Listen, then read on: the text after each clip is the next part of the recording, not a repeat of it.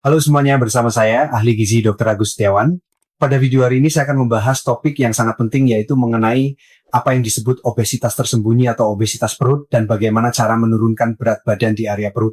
Topik ini sangat penting karena obesitas perut menyebabkan banyak komplikasi kesehatan. Ini sangat membebani tubuh. Tonton video ini sampai akhir dan Anda akan mengetahui mengapa obesitas perut begitu berbahaya dan apa yang harus dilakukan untuk mengecilkan perut.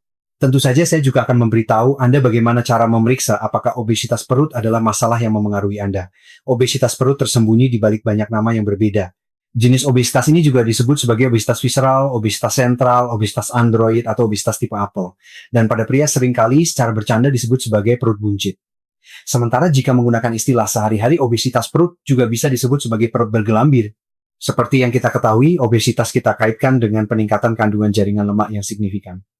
Dan ini tentu saja merupakan asosiasi yang benar. Namun detail terpenting terletak pada distribusi jaringan lemak di tubuh kita.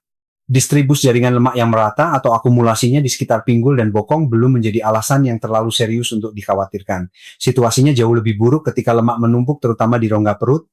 Fenomena inilah yang kita sebut obesitas perut.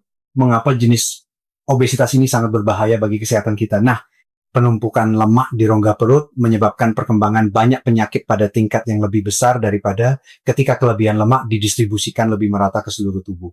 Orang dengan obesitas perut jauh lebih rentan terhadap penyakit kardiovaskular kronis seperti hipertensi arteri, dislipidemia, aterosklerosis, penyakit jantung iskemik atau stroke. Obesitas perut juga menyebabkan gangguan metabolisme karbohidrat dan akibatnya memicu perkembangan resistensi insulin dan diabetes tipe 2. Distribusi jaringan lemak yang terlalu besar di area perut juga secara signifikan meningkatkan risiko kanker termasuk kanker usus besar dan kanker payudara. Dalam kasus kanker payudara, peningkatannya bahkan mencapai hingga 91%. Perlu juga ditekankan bahwa kelebihan jaringan lemak yang terletak di rongga perut mengganggu fungsi sistem pencernaan dan menjadi penyebab dispepsia, yaitu gangguan pencernaan fungsional. Pada orang yang berjuang dengan dispepsia fungsional, seringkali setelah makan diamati gejala-gejala seperti rasa penuh perasaan cepat kenyang, serta nyeri dan sensasi terbakar di perut bagian atas. Mengingat semua informasi ini, saya rasa tidak ada lagi yang meragukan bahwa obesitas perut adalah musuh tersembunyi yang mana semakin cepat kita mengalahkannya semakin baik bagi kesehatan kita.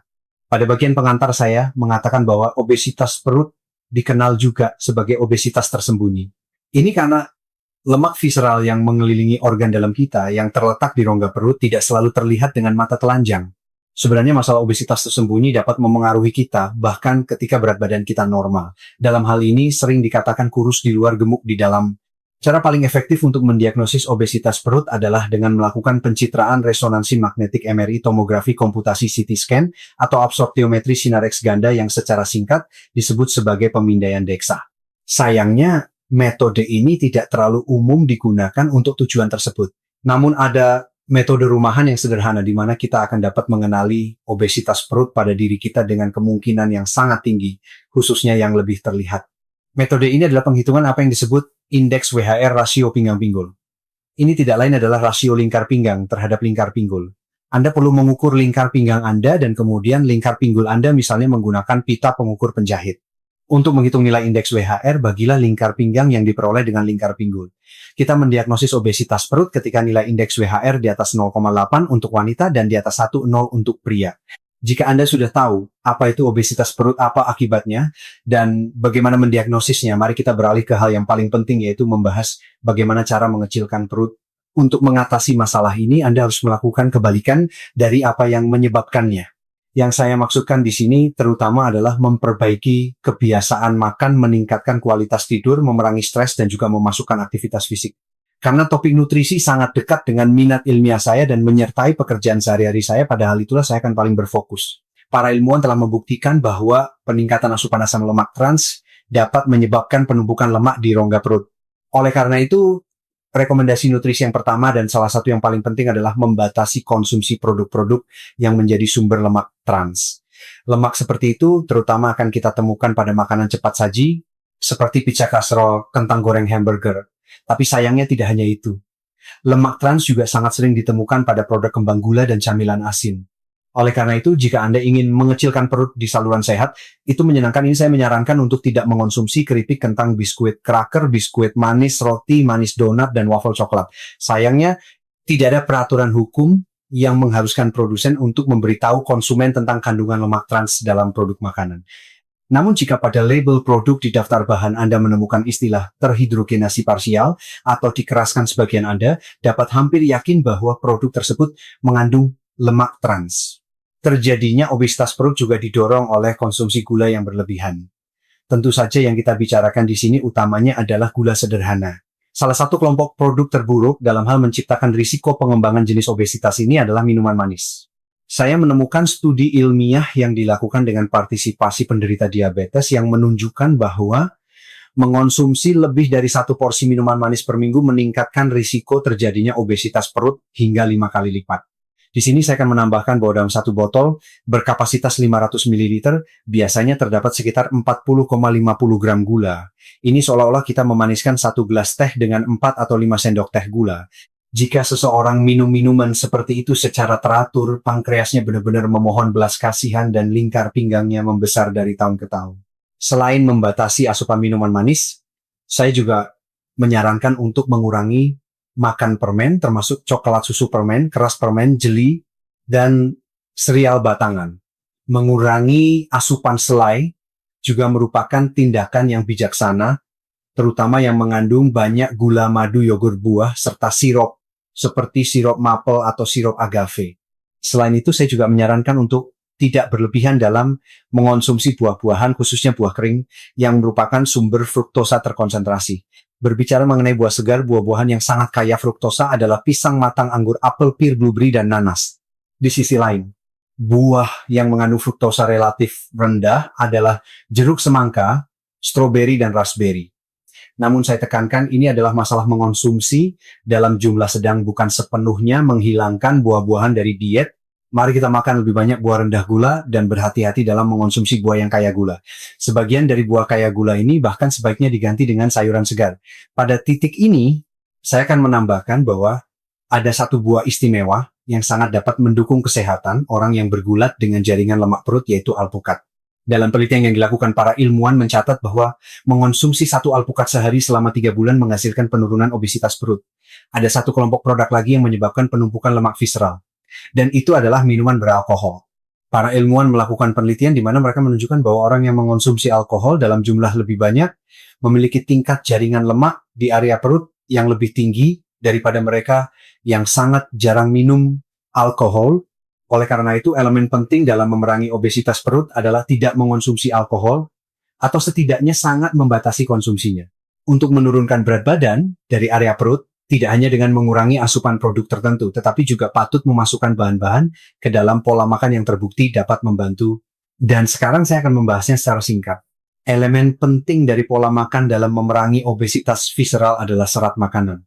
Terdapat beberapa penelitian yang diterbitkan dalam literatur ilmiah yang secara jelas menunjukkan bahwa orang yang mengonsumsi serat makanan dalam jumlah memadai, yaitu sekitar 25,30 gram per hari, memiliki risiko lebih rendah terkena obesitas perut. Karena itu merupakan praktik yang baik untuk memasukkan produk yang menyediakan sejumlah besar serat makanan ke dalam pola makan. Yang saya maksud di sini utamanya adalah sayuran mentah oatmeal dan dedak gandum, roti penghuni pertama sourdough, gandum utuh gandum kuda buckwheat, dan jelly barley pasta gandum utuh biji rami flaxseed atau biji labu. Berbicara mengenai sayuran, para ilmuwan telah mengamati bahwa sayuran yang kaya akan karotenoid dapat sangat berharga dalam menurunkan kadar lemak perut.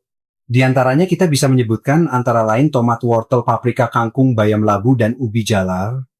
Terkait roti, saya menekankan bahwa roti tersebut haruslah roti penghuni pertama gandum utuh. Lagi pula, hal ini dikonfirmasi oleh penelitian ilmiah yang menunjukkan bahwa mengonsumsi roti penghuni pertama gandum utuh dapat pada tingkat tertentu berkontribusi pada hilangnya lemak visceral. Efek ini tidak diamati pada orang yang makan roti gandum biasa. Roti penghuni pertama adalah produk yang sangat berharga, sehingga saya membuat video khusus tentangnya. Saya mendorong Anda untuk menontonnya. Asam lemak omega 3 juga menunjukkan efek yang menguntungkan pada pengurangan lemak perut, di mana yang paling patut diperhatikan adalah asam docosahexaenoate, disingkat DHA. Dalam sebuah makalah penelitian yang diterbitkan pada tahun 2015, Para ilmuwan mencatat bahwa suplementasi DHA sebesar 250 mg setiap hari menyebabkan penurunan kadar lemak visceral pada anak-anak yang menderita penyakit perlemakan hati non-alkohol. Sumber alami asam docosahexaenoat adalah ikan laut berlemak. Yang saya maksud di sini utamanya adalah ikan salmon, makarel haring, dan sarden. Disarankan untuk mengonsumsi 2 porsi ikan per minggu, di mana setidaknya 1 porsi diantaranya adalah ikan laut berlemak yang disebutkan tadi. Namun jika karena alasan tertentu hal ini tidak memungkinkan, ada baiknya mempertimbangkan suplementasi DHA sebanyak 250 mg per hari. Produk lain yang mungkin terbukti bermanfaat bagi orang yang bergulat dengan penumpukan lemak di sekitar perut adalah cuka sari apel. Pada tahun 2018 muncul sebuah publikasi ilmiah yang para penulisnya membuktikan bahwa pada orang yang menggunakan cuka sari apel sebanyak 30 ml per hari, terjadi penurunan indikator jaringan lemak visceral. Tentu saja hanya memasukkan cuka sari apel ke dalam diet, mungkin tidak akan membawa hasil yang memuaskan, namun bila dikombinasikan dengan produk lain ini dapat memberikan hasil yang memuaskan. Ngomong-ngomong, saya merekam video terpisah tentang cuka sari apel, yang dapat Anda temukan di saluran saya. Dan saya sangat menyarankan Anda untuk menontonnya.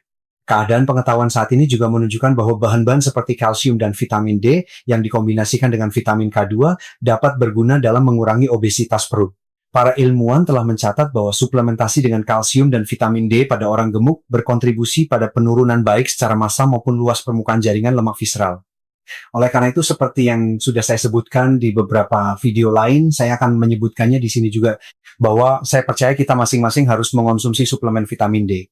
Kecuali jika tubuh Anda benar-benar jenuh dengannya, tetapi ini kemungkinan hanyalah kasus yang langka.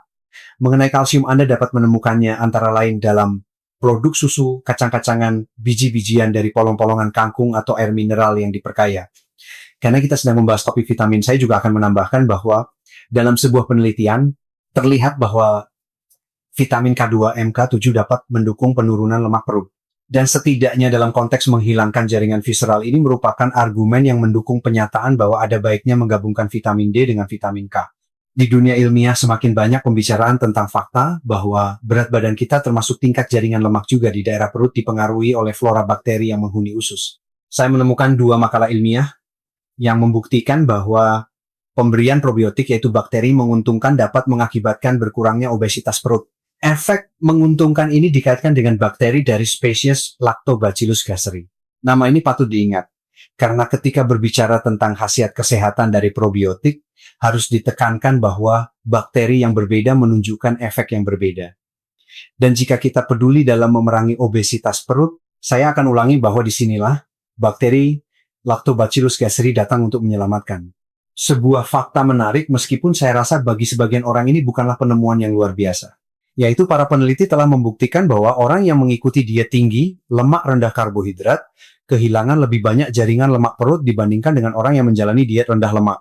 Hal ini hanya menegaskan bahwa kita tidak perlu takut pada lemak itu sendiri, melainkan kita harus memastikan untuk mengonsumsinya dari sumber yang berharga. Di sini saya akan menambahkan bahwa dalam studi yang disebutkan lemak menyumbang 38% dari nilai energi pada diet tersebut. Saya mengatakan ini agar Anda sadar bahwa antara diet tinggi lemak dan diet ketogenik tidak selalu berarti hal yang persis sama.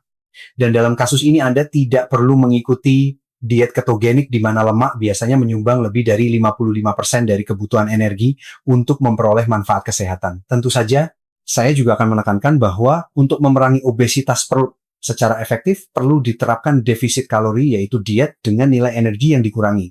Namun saya tidak ingin merincinya di sini karena menetapkan keseimbangan kalori negatif merupakan masalah individu yang harus disesuaikan dengan setiap orang. Dan dalam hal ini ahli gizi akan menjadi pihak yang paling membantu. Selain faktor nutrisi, masih ada hal-hal lain yang terkait dengan obesitas perut, yang mana hal ini menyangkut gaya hidup kita. Di sini saya ingin menggarisbawahi bahwa hal yang sangat penting bukan hanya kuantitas tetapi juga kualitas tidur kita. Para ilmuwan telah membuktikan bahwa orang yang tidurnya terlalu singkat atau terlalu lama serta orang yang tidurnya berkualitas buruk lebih berisiko terkena obesitas perut. Mekanisme dari hubungan ini belum dipahami dengan baik, namun hal ini utamanya dibahas dalam konteks gangguan hormonal. Menurut apa yang diamati oleh para ilmuwan, durasi tidur yang optimal adalah 6,7 jam. Saya rasa dalam waktu dekat saya akan merekam episode terpisah yang didedikasikan untuk prinsip dasar dalam memastikan kualitas tidur yang memadai. Seperti yang telah saya buktikan dalam video ini, obesitas perut merupakan ancaman serius bagi kesehatan kita, namun kita memiliki banyak cara untuk melawannya. Saya harap melalui episode ini Anda telah belajar sedikit lebih banyak tentang cara menurunkan berat badan dari area perut dan akibatnya cara mencegah komplikasi kesehatan yang berbahaya. Sekian dari saya untuk hari ini. Terima kasih atas perhatian Anda dan sampai jumpa di episode berikutnya.